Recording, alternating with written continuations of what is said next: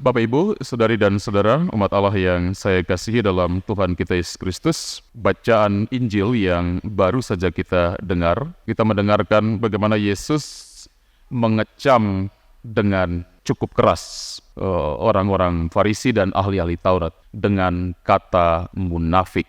Yesus mengecam mereka karena bagi Yesus, mereka memuji Tuhan hanya dengan bibirnya saja. Tetapi hati mereka itu sebenarnya jauh dari Tuhan. Orang-orang Farisi, ahli-ahli Taurat ini adalah, kalau mau bilang mereka ini orang-orang yang agak tidak, tapi terlalu sewot begitu.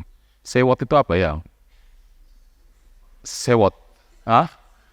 Terlalu sibuk dengan orang pengurusan seperti itu ya. Sewot sekali kau gitu. Saya dulu dengar sewot. Mama itu paling sering pakai kata itu, sewot. Begitu. Saya dengar juga dari saya punya mama. Sewot. Iya.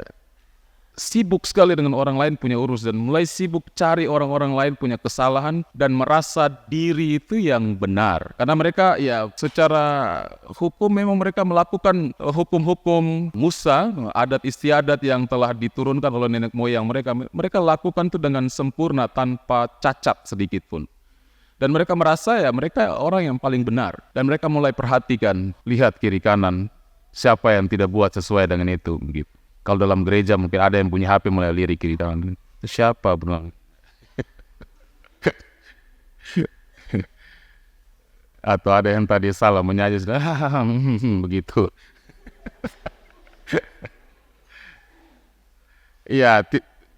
Tidak sampai segitunya juga tidak. Tapi merasa diri itu yang paling suci, paling benar, dan orang lain itu salah, dan selalu mencari kesalahan orang lain. Dan kalau sudah temukan itu diumbar dan dibicarakan sampai mungkin 1 minggu tidak selesai, dibicarakan terus. Itu kelakuan orang-orang Farisi, ahli-ahli Taurat. Dan Yesus mengatakan mereka sebagai orang-orang munafik karena itu. Mereka hanya memuji-muji Tuhan dengan bibir mereka, tapi hati mereka itu penuh dengan kejahatan. Nanti kita lihat di bagian terakhir bacaan Injil hari ini, itu Yesus membuat satu daftar kejahatan-kejahatan yang keluar dari hati yang busuk, hati yang jauh dari Tuhan. Saudari dan saudara yang saya kasihi dalam Tuhan kita Yesus Kristus, Tuhan atau Yesus, dia tidak menghendaki kita mewarisi tabiat orang-orang Farisi dan ahli-ahli Taurat. Dia mau supaya kita memiliki hati yang memuji, hati yang menyembah.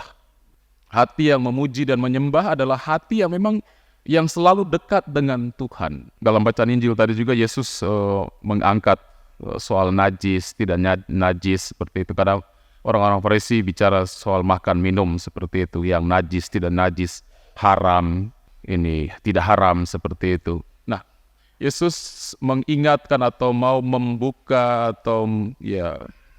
pikiran orang-orang Yahudi yang sempit, yang berpikir itu soal makan minum yang masuk itulah yang menajiskan. Bagi Yesus bukan perkara makan minum yang masuk dalam diri seseorang yang menajiskan, melainkan yang keluar dari hati.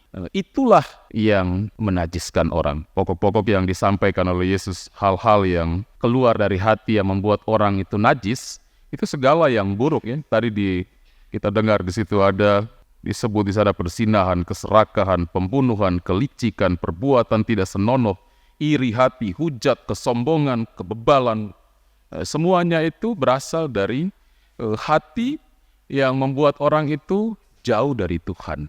Saudara dan saudari yang saya kasihi, Yakobus kepada jemaatnya dia menyampaikan kepada jemaatnya supaya jemaatnya itu menjadi pelaku firman. Yakobus sudah mewartakan apa itu firman Tuhan. Mereka sudah mendengarkan firman Tuhan itu. Tapi bagi Yakobus tidak cukup hanya menjadi pendengar dan kagum-kagum dengan firman Tuhan. Habis itu selesai, tidak. Rasul Yakobus menginginkan agar jemaatnya itu menjadi pelaku firman. Dan bagi Yakobus, ibadat yang sejati itu justru terjadi ketika jemaatnya itu memberikan diri mereka, memberikan perhatian mereka kepada orang-orang yang lemah, mereka yang menderita, mereka yang sengsara, mereka yang terpinggirkan. Ketika mereka menaruh perhatian kepada sesama yang lemah. Itulah ibadat sejati bagi Rasul Yakobus. Jadi bagi Rasul Yakobus, iman itu kalau tanpa perbuatan iman itu mati.